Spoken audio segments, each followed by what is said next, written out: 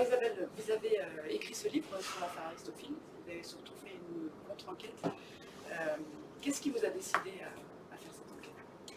La première raison, c'est que je déteste la curée journalistique.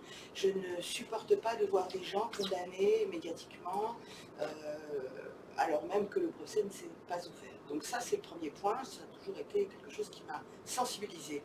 Et puis, Roland et Marie-Jo Agré ont porté à mon attention plus précisément l'histoire de Gérard Héritier. Et là, j'ai découvert qu'une entreprise avait été liquidée en l'espace d'à peine 6 mois, parce que bon, enfin disons que, allez, 8 mois, comme ça, 61 salariés jetés à la rue, une activité très florissante, arrêtée comme ça, stoppée net, alors même qu'on aurait pu imaginer soit une session de redressement, soit un plan de sauvegarde, enfin bref, il y avait tout un tas de solutions possibles. Même l'administrateur judiciaire était favorable, la juge d'instruction ne s'y opposait pas, et c'est le parquet de Paris qui a décidé qu'il fallait liquider. Et ça m'a tué. Vous parlez justement d'un scandale judiciaire. Pourquoi? Oui, je trouve que c'est un scandale à bien des égards. Si il avait été possible de préciser ma pensée en page, en couverture du livre, j'aurais dit scandale judiciaire et aussi médiatique. Et voilà. C'est-à-dire qu'il y a une espèce de petite équipe qui s'est liguée contre Gérard Héritier et consorts, afin de liquider ces gens. Liquider, voilà, c'est liquider la société, mais aussi nuire terriblement à la réputation de Gérard Héritier, bien sûr, mais également d'autres personnes. Et donc, pour moi, c'est un vrai scandale, parce que normalement, on ouvre une information judiciaire, la juge d'instruction, le juge d'instruction est chargé d'une enquête qui va être normalement à charge et à décharge. Là, la juge a fait ce qu'elle a pu, mais le parquet a tellement poussé, le parquet de Paris a tellement poussé pour que tout soit, tout aille dans la bonne marche, dans la bonne exécution de la liquidation et de la mise en cause des gens qui étaient à la tête d'Aristophane, que finalement, ça aboutit à un vrai scandale, qui fait qu'aujourd'hui, des gens, une petite équipe, à chaque fois je prends cette image, une petite équipe se distribue, se partage un énorme gâteau, des millions, on parle de millions d'euros, de plusieurs millions d'euros, je n'ose pas dire entre 10 et 15 millions d'euros, mais c'est à peu près ce que ça doit, c'est à peu près la somme qui doit être atteinte aujourd'hui. On se partage un gâteau et on se partage les 135 000 œuvres, on les vend, pour certaines on les brade, pour certaines on les liquide, on se fait de l'argent au passage. Les avocats, ils sont aujourd'hui 101 avocats qui ont démarché des pauvres gens qui étaient déjà désespérés de voir la société liquidée et leurs œuvres éparpillées.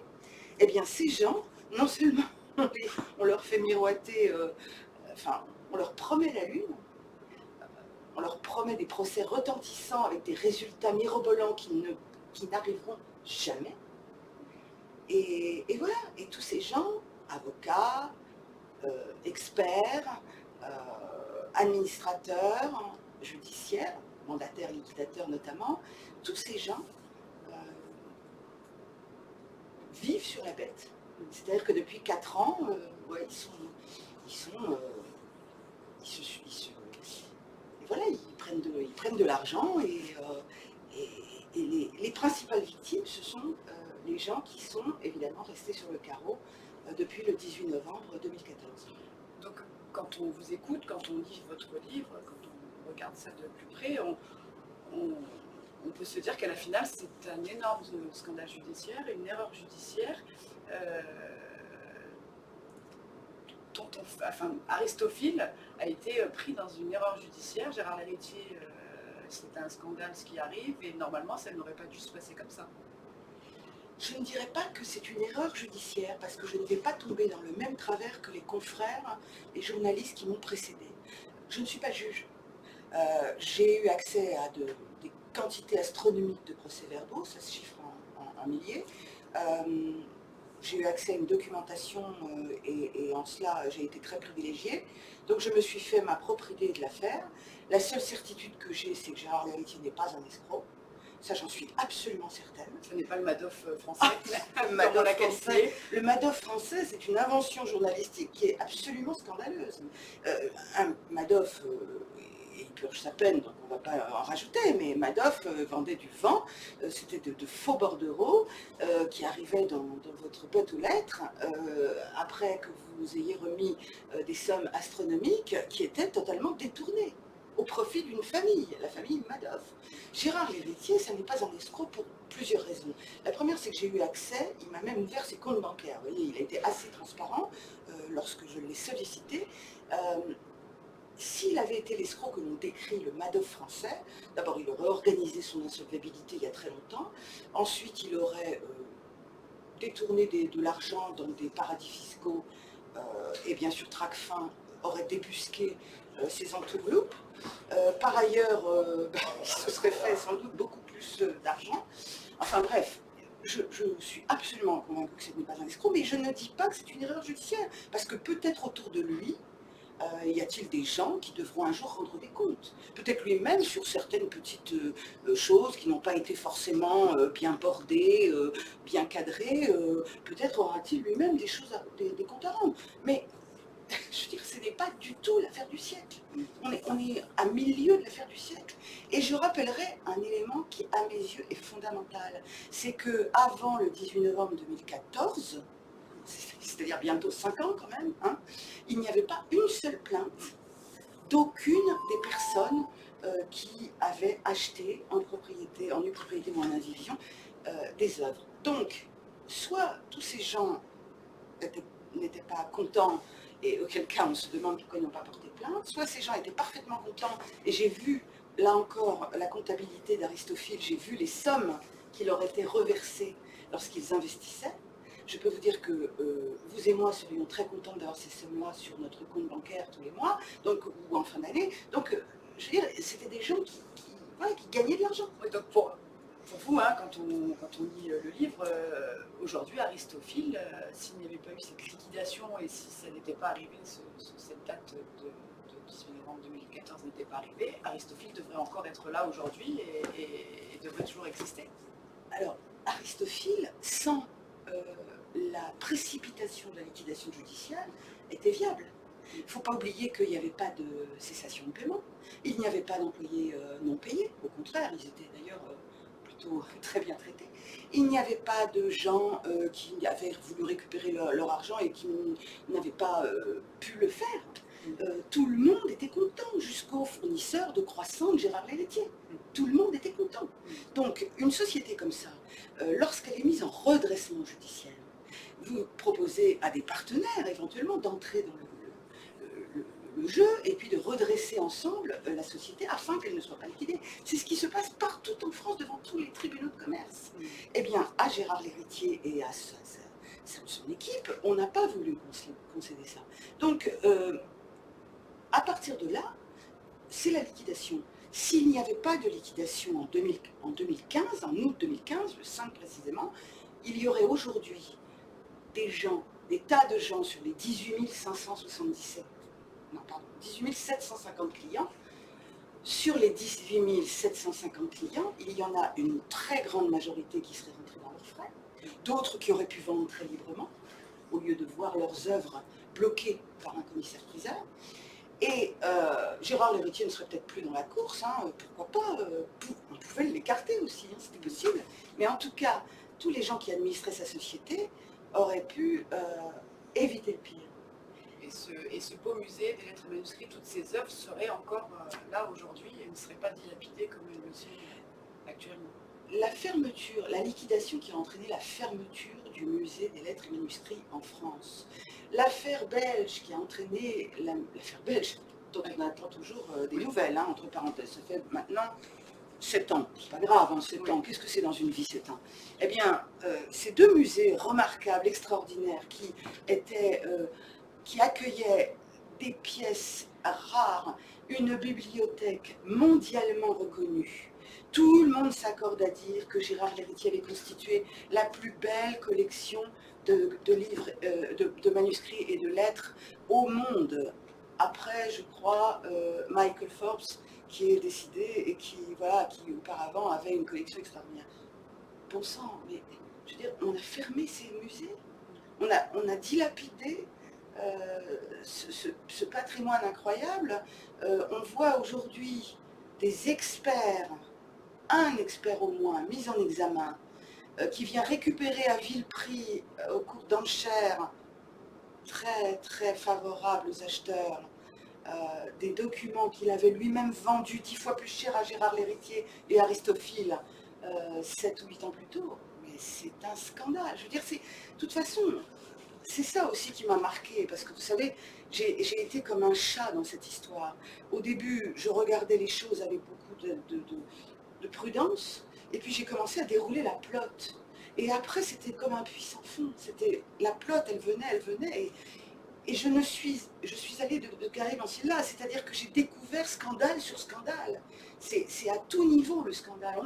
On aurait pu titrer, je vous dis, on a choisi scandale judiciaire, mais c'est un scandale à tout niveau. C'est un scandale artistique, c'est un scandale patrimonial, c'est un scandale culturel, c'est un scandale étatique, c'est un scandale incroyable. Alors, je ne sais pas, encore une fois, je ne suis pas juge, je ne sais pas ce qu'il ressortira du procès, puisqu'on est sûr maintenant qu'il y aura procès.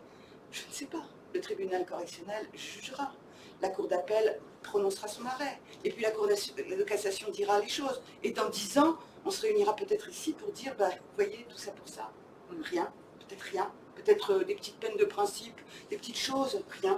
Et pendant ce temps-là, vous avez 5 personnes, Gérard Léritier, sa fille, et les 3 dirigeants de Finestime et d'Arcourtage, qui ont leur compte bloqué jusqu'à la moindre économie familiale. Je veux dire, les enfants, par exemple, des 3 dirigeants de Finestime et d'Arcourtage n'ont plus eu, du jour au lendemain, le moindre centime pour continuer leurs études. Enfin, je veux dire, voilà, c'est ça l'état de la justice en France aussi. C'est pas que je vais l'apprendre. Et donc, voilà, justement, moi, ce qui me fait ressortir de ça, justement, personnellement, c'est ça.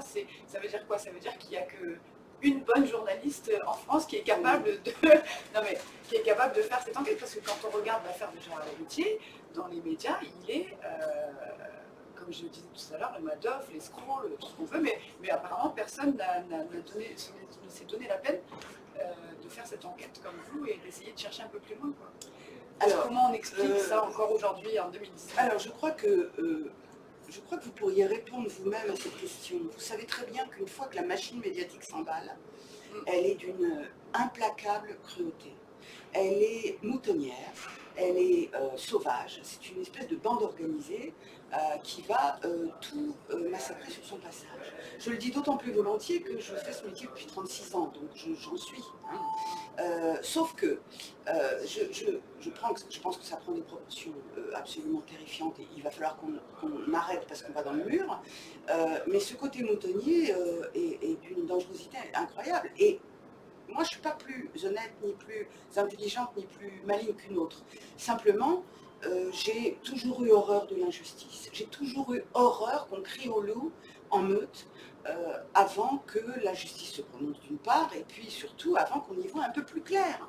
Vous voyez, c'est comme les gens qui tweetent plus vite que leur ombre. C'est très dangereux. Donc, la chance que j'ai eue, c'est que Gérard Léritier, on a accroché, on s'est rencontrés.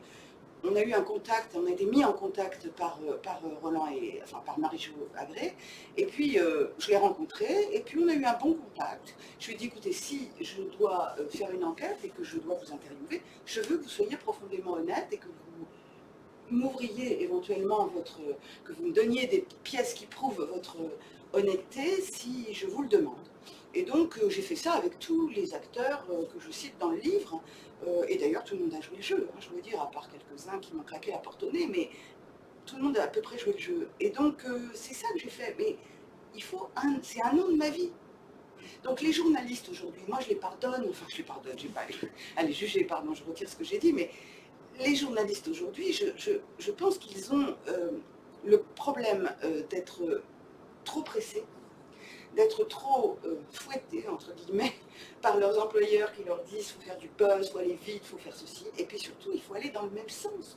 Aller à contre-courant, c'est être sûr de prendre des coups. Moi, j'ai déjà pris des coups, là, par une espèce de petit rien, d'ailleurs, sur Twitter, qui m'a attaqué, qui m'a harcelé, qui m'a même demandé d'ouvrir mes comptes bancaires, quoi, en gros. Hein. Voilà. Voilà, c'est ça la vie aujourd'hui, vous voyez. Donc, les journalistes, ils sont dans une vague, ils vont, voilà. Et vous verrez que peut-être demain, peut-être, hein, Le vent va tourner. Le vent tournera. Peut-être qu'un jour, vous allez avoir quelques journalistes qui vont se dire, bon sang, c'est peut-être pas aussi simple qu'il y paraît. C'est ce que j'ai tenté de faire dans ce livre. C'est-à-dire que je donne à lire une autre version. Après, le lecteur, et puis tous les gens de la Terre entière, ils en pensent ce qu'ils veulent. S'ils pensent que je suis une bonimenteuse aussi, comme mes confrères, mais dans un autre sens, c'est bien qu'ils le pensent. Mais moi, je donne une autre version, avec des procès-verbaux, avec des documents absolument inédits, qui sont, pour la première fois, présentés au lecteur de juger et à la justice de faire son travail. Mais laissons faire la justice faire son travail. Or, depuis 4 ans, et bientôt 5, Gérard Lhéritier et tous les gens qui l'entouraient sont présentés comme une bande qui aurait fait les poches de tout un tas de petits épargnants, qu'on appelle d'ailleurs des épargnants tout à fait à tort, parce que ce n'était pas un organisme bancaire, que je sache. Bref, Gérard Lhéritier aurait fait les poches de tout un tas de gens, pour la plupart des gens très malheureux, ce qui est faux. Enfin bref, alors même que la juge, au moment où je vous parle, rendez-vous compte, la juge n'a pas clôturé son instruction. Voilà, c'est tout. Peut-être temps de dire stop. Alors, avec cette association, on a décidé de créer cette association pour défendre un peu ce patrimoine qui est en train de partir, pas en fumée, mais d'être dilapidé de partout.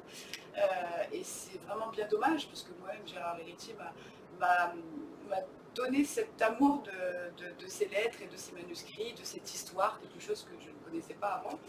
Et malheureusement, aujourd'hui, on doit faire quel constat sur ces œuvres? On ne les reverra plus jamais, on n'aura plus jamais une musée des lettres et manuscrits, comme il était avant, bien sûr, mais qu'est-ce qui va leur arriver à toutes ces œuvres? C'est une très bonne question, parce que je lisais encore il y a quelques jours que l'État continue de faire main basse sur des pièces rarissimes, merveilleuses de cette collection. Alors je me dis que vous et moi, on aura peut-être la chance de les revoir un jour dans quelques musées, que ce soit ou à la Bibliothèque nationale de France, que sais-je. Simplement, tous ces gens de l'État, des ministères qui font main basse sur ce patrimoine auraient été bien avisés de préempter les œuvres lorsque l'État, le ministère de la Culture, les Archives de France, recevait les catalogues, était avisé des enchères, de la mise en vente de ces pièces rares. Non, on a laissé Gérard Lhéritier les acheter, et puis aujourd'hui, on se les approprie soit à vil prix, soit gratuitement, on les revendique au titre d'un article absolument, que je trouve plutôt litigieux. Enfin, ça c'est pas moi qui fais les lois. Voilà. Donc, je pense qu'on aura des chances de revoir toutes ces pièces magnifiques, sauf celles qui partent évidemment à l'étranger, qui sont rachetées. Par exemple, récemment, vous voyez, il y a une collection de pièces remarquables de musiciens, d'illustres musiciens, hein, les plus grands que l'on ait jamais connus, qui a été vendu, qui avait été acheté 800 000 € par Gérard Lhéritier, qui a été racheté 500 000 € aux enchères, et qui a été revendu par un Suisse, un Allemand, pardon, enfin il est établi dans les deux pays, donc voilà, qui a été revendu 1,8 million. Vous voyez là les tarifs? Donc il y a quelques étrangers qui font leurs petites emplettes, beaucoup de Français, des libraires, des experts, qui se sont fait payer par Gérard Lhéritier pour faire des estimations et des évaluations, qui ont revendu à Gérard Lhéritier des pièces rares en prenant une commission merveilleuse au passage, qui aujourd'hui sont soit mis en examen, soit témoins assistés, et qui récupèrent aux enchères, en étant parfois payés par les commissaires-priseurs, les œuvres. qu'ils revendront dans le 6e arrondissement très cher. Enfin bref, vous voyez, quand j'en parle, quand je refais le film, je me dis, mais c'est... On sent votre... Non, mais c'est un scandale. Écoutez, je vais faire la vieille combattante. Ça fait, je suis quand même, j'ai un certain âge. Ça fait 37 ans maintenant, depuis le mois de janvier, que j'exerce une activité professionnelle. Je n'ai jamais vu ça. Le seul scandale que j'ai vu précédemment et qui m'avait absolument détruite par personne interposée, c'est l'affaire Doutreau. Voilà. Et pour moi, il n'y a pas plus scandaleux que ces affaires-là qui laminent des gens, avec évidemment, je ne mets pas les choses dans le même registre, mais sur le même plan, parce que l'affaire Doutreau a eu des conséquences beaucoup plus graves, évidemment. Mais c'est le même système. C'est le même système, c'est ce rouleau compresseur, ces gens qui sonnent la lalie, cette pression médiatique, cette condamnation populaire et journalistique, et puis tous ces gens autour qui vont profiter du système. Alors, bien sûr, beaucoup plus dans l'affaire Aristophil, parce qu'il y a tellement d'argent à prendre, tellement. Et puis, je voudrais ajouter une chose qui est fondamentale aussi, et je pourrais en parler des heures, c'est que Gérard Léritie, on l'accuse tout le temps, j'ai lu ça, mais j'ai lu au moins peut-être 1 millier d'articles disant tous la même chose, hein, parce qu'ils se recopient, que Gérard Léritie avait vendu à des prix effroyables des collections qui valaient en gros rien du tout, pas tripette. Bon, mais attendez, au secours, qu'est-ce qu'on raconte? Ces gens ne savent-ils pas que Gérard Léritie, lorsqu'il allait dans une vente aux enchères, ou ce qu'il envoyait sa fille ou d'autres personnes qui travaillaient pour lui, il achetait. Il surenchérissait. Et pourquoi il surenchérissait? Parce qu'il y avait des surenchérisseurs de l'autre côté, hein, des enchérisseurs, pardon, de l'autre côté. Donc, voilà, ça c'est le premier point. Deuxième point, quand il revenait chez lui, Gérard Léritie n'est pas expert. Il a bien des qualités, on l'a d'ailleurs traité suffisamment de fois de fils de plombier, qui avait juste son BEPC, c'est quand même incroyable. Je veux dire, ça aussi, cet aspect des choses, mais ça c'est la France. Aux États-Unis, on parlerait de success story, mais enfin bon, bref. Et donc, quand il revenait et qu'il demandait à ses experts de bien vouloir estimer les œuvres, il avait des prix. Il payait 200 000 € un tel pour estimer la valeur de son patrimoine, et le un tel lui disait « Oh, mon Gérard, ça vaut au moins 3 millions ». Donc Gérard Léritie, bah, il pensait, enfin, il n'allait pas mettre en doute la parole de grands experts. Donc, qui a fixé les prix? Bah, voilà, c'est une question que j'aimerais un jour voir poser au tribunal. Si j'étais président du tribunal correctionnel, c'est même une des premières questions que je poserais. Qui a fixé les prix? Qui est à la base du système de vente d'Aristophil? Qui, je le rappelle, ne vendait pas lui-même. Enfin bon. On va terminer sur cette question. Je suis bavarde parce non, que mais c'est vrai que ça me sera ma dernière scandalise. question et je pense que c'est bien, enfin j'ai envie de vous la poser, c'est qu'est-ce que vous auriez envie de dire à tous ces clients, à tous ces gens justement qui à la finale seront les victimes dans cette affaire?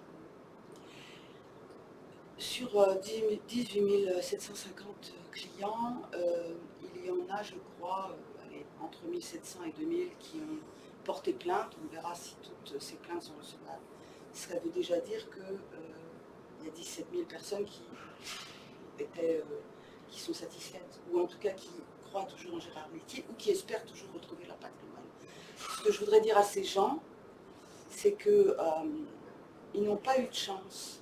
Parce que si la société Aristophil avait pu poursuivre son activité, ils auraient soit récupéré leurs œuvres, soit été payés en retour, parce que Gérard Léritie aurait voulu conserver son patrimoine, soit ils auraient pu le mettre aux enchères publiques, etc. En tout cas, ils en auraient la pleine possession. Que ce soit même d'ailleurs en indivision ou en époux. Voilà. Donc ces gens, je voudrais leur dire que je suis évidemment désolée pour eux, mais qu'il faut qu'ils tiennent bon d'abord, hein, que ceux qui peuvent ne pas vendre doivent absolument récupérer leurs œuvres, ne pas se laisser faire, ne pas se laisser contraindre par un calendrier d'enchères qui ne rime à rien. Donc récupérer si possible leurs œuvres, qui de toute façon sont un patrimoine incontestable. Et puis ceux qui ne peuvent pas, eh bien, je leur conseillerais de mettre en vente. Je leur conseillerais aussi de ne pas forcément dépenser trop d'argent dans des procès hypothétiques. Et voilà, c'est à peu près tout ce que je pourrais leur conseiller. En tout cas, oui, ce que je peux ajouter quand même pour tous ces gens, c'est qu'il ne faut pas qu'ils perdent de vue que le principal, la principale raison de leur désespoir aujourd'hui, ou en tout cas de leur incompréhension de tout cela, c'est pas Gérard Ligeti. Il n'a jamais voulu ce qui est arrivé. C'est la justice.